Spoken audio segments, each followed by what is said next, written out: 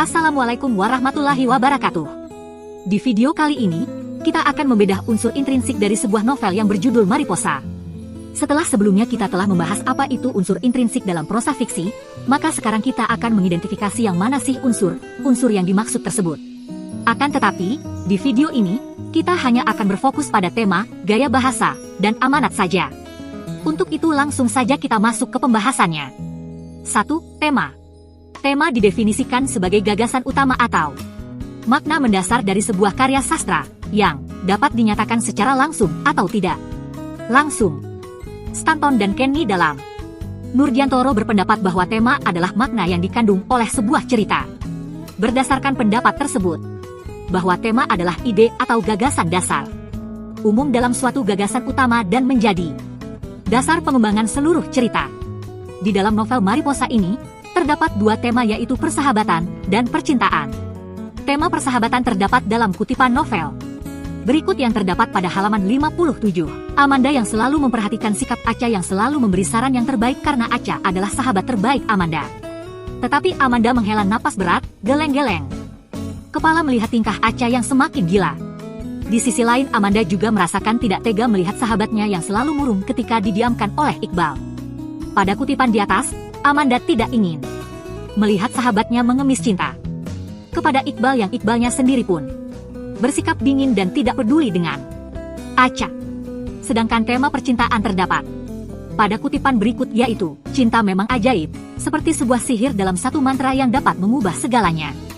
Kepastian cinta bisa kamu dapatkan dengan memejamkan mata.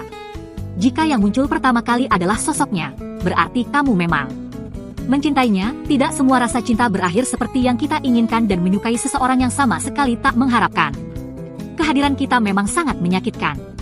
2. Gaya bahasa. Dalam karya sastra, terdapat gaya bahasa.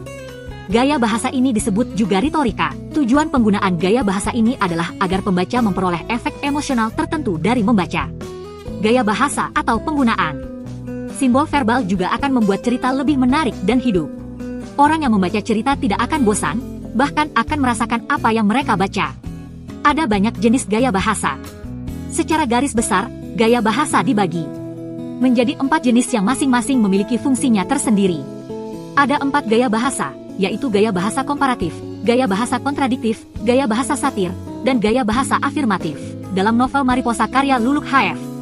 menggunakan gaya bahasa yang cukup mudah dipahami, sederhana, dan ringan, sehingga membuat para membaca akan menikmati setiap lembaran cerita di dalamnya. Meski novel tersebut cukup tebal tidak akan membuat pembaca menjadi bosan. Dan cerita mengandung komedi yang membawa pembaca menjadi sedikit terhibur saat membacanya. 3. Amanat. Sebuah karya sastra tentulah menyiratkan amanat bagi pembacanya. Definisi amanat menurut Sujiman, 1988-57, adalah ajaran moral atau pesan yang ingin disampaikan oleh pengarang. Wujud amanat dapat berupa jalan keluar yang diajukan pengarang terhadap permasalahan dalam cerita. Amanat ialah pesan moral yang didapat setelah kita selesai membaca novel. Amanat memuat nilai tertentu bagi pembaca hingga kehidupan pembaca menjadi lebih bermakna. Untuk novel ini amanat yang dapat disampaikan yaitu, belajar memperjuangi dengan terus berusaha sampai keinginan kita tercapai.